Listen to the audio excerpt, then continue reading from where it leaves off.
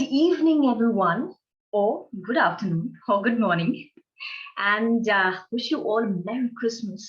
Isn't it just great that we've been celebrating Christmas for all these days, and the journey is going to continue.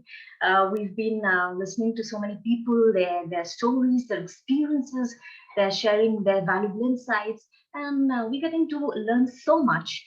And most importantly, we are enjoying this journey, right? So yesterday, we listened to Rohini.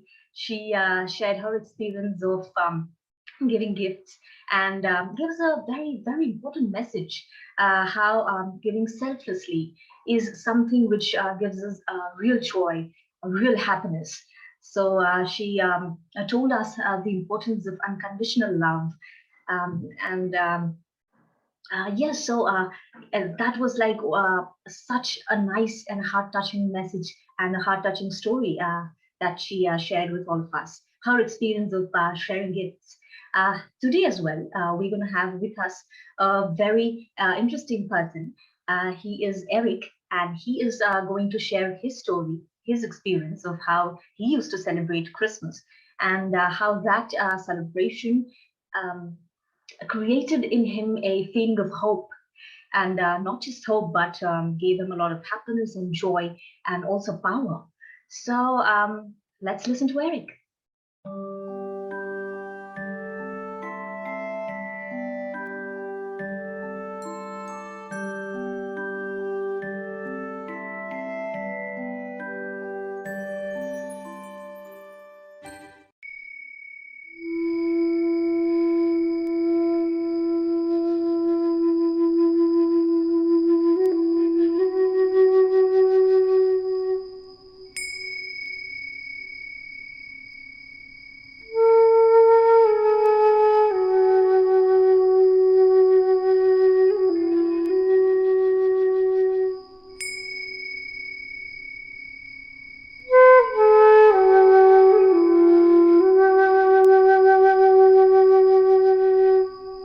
Greetings, happy holidays, Merry Christmas, or to whatever holiday that you might light up the darkness with. My name is Eric, and I'm in New York City area, Long Island, and greetings again. I'm going to share a little bit about my Christmas upbringing. I grew up in the Midwest of the United States, and we had a Christmas tree, and we had a wreath, a pine wreath on the door, and we had stockings in front of our fireplace that were hung every year, had our names on it.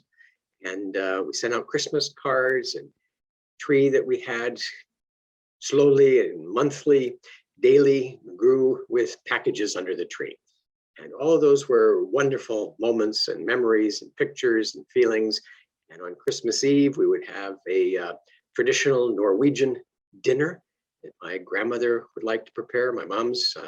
And so we would have, for those who might know, lutefisk and lefse, and we would enjoy family and company.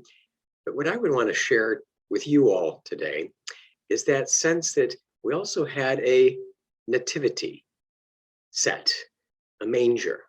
And when I was very young, I would watch it kind of unpacked and unwrapped and put together. And I thought, wow, this is neat. This is special. This is something that means something. And as I got older, as there were more chores and things to do, I was given the chance to set up our nativity scene. And if you don't know what a nativity scene is, we had a little building, manger, kind of a box. And in that, we had a little crib, and then we had statues of Mary and Joseph and little baby Jesus, and we had a camel, and we had a palm tree and a donkey, some wise men, and we put that together and see that. And sometimes there was great satisfaction adjusting everything just so on one of the bookshelves that was cleared out for that special moment. And when it was done and in the process of there, the feeling that comes, and I wanted to share with you today, was that there was a great feeling of hope, that something was happening, something good going to take place.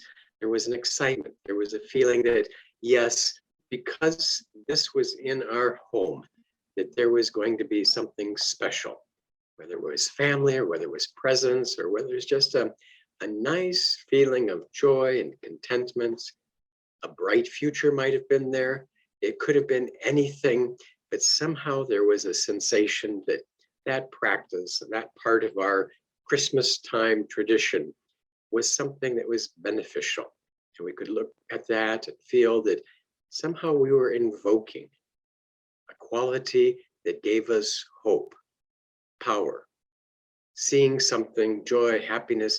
It was all mixed in that. And so if you see a nativity scene, I hope you see that not necessarily as a religious experience or manifestation, but as something that is embodying the spiritual quality that in our future there is something good.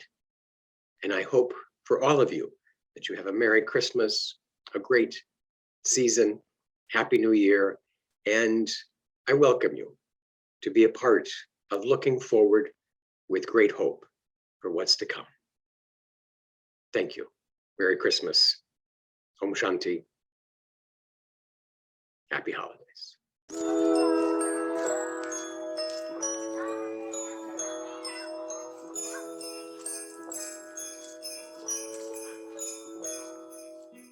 Thank you very much, Eric, for that beautiful story and sharing your experience. I'm sure all of us just traveled back in time and all of us could relive those moments and those moments when we used to celebrate Christmas and how it made us happy and gave us so much joy. So thank you, Eric, for doing that. And okay, so all of you could share your experiences of how you celebrated Christmas and how that made you happy. Or you could also tell me what you liked about Eric's story or anything else that's on your mind right now. So you can just raise your hand and you'll be unmuted and then you can speak. So I'm now looking forward to listening to your stories. You know, celebrations and festivals and you know it has so much it has that power to really fill you with positivity, isn't it? That is what I like about celebrations. It just gives you so much joy. You know, you just feel that everything is just good and everything is good and everything is going to be good. It just makes you forget all your worries, or whatever you're going through, and just gives you a lot of courage and hope. You know, I that's why I just love Christmas specifically, any kind of celebration for that matter. And I am really looking forward to listening to your stories. Anyone, just something, maybe a few lines. Okay, so Marilyn is clapping. Thank you for that. Anything that you'd like to share, maybe? Okay, I'm going to unmute you now. Yeah, yes. I can remember child, huge Christmas celebrations, big extended family, not much in the way of presents, but a lot of food.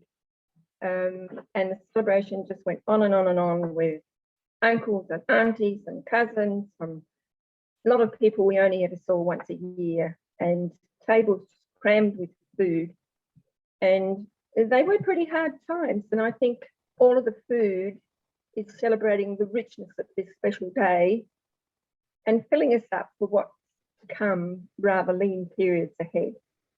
Now that most of my family have gone, I'm really the only one left of my original Lockett family. It's a very quiet affair for me now, but I have my Brahmin family to surround me, not physically, but mentally, spiritually. And that's just as special too. And I still religiously get out the Christmas decorations and put them all out, even though there are my grandchildren are grown up now, so I haven't got any little children around to celebrate it, but I still like to put it all out. And yes, that celebration of hope and happiness comes to the fore, especially now with the advent of solar lights. My goodness me, the whole place is full of coloured lights flashing on and off. So that really lifts the spirits. So I'm really enjoying this 12 days of Christmas Advent spirituality. Thank you. Thank you. Thank you so much, Marilyn, for sharing your journey, your story, and what Christmas means to you. Thank you. Thank you very much for that. And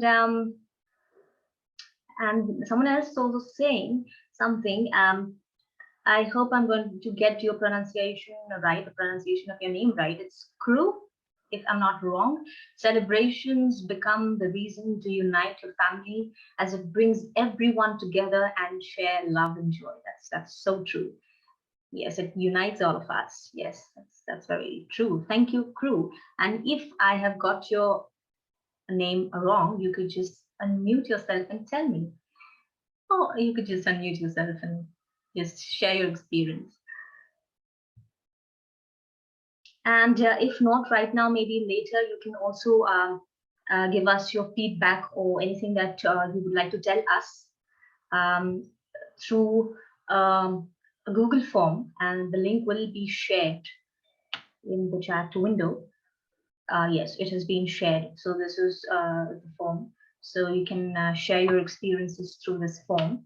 And Crew is saying that I've pronounced the name correctly. Okay, thank you. All right.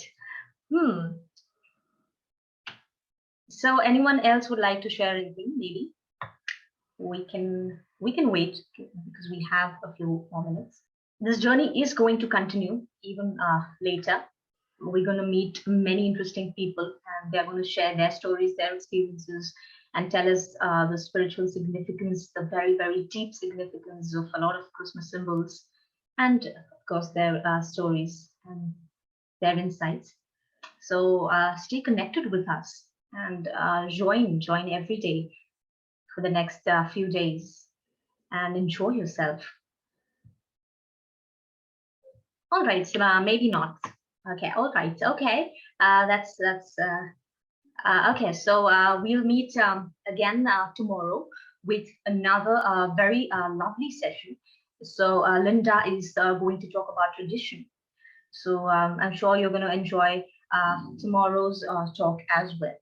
So stay tuned, stay connected with us, and I'll see you again tomorrow at the same time, the same meeting ID. Thank you very much for joining, and have a lovely Christmas.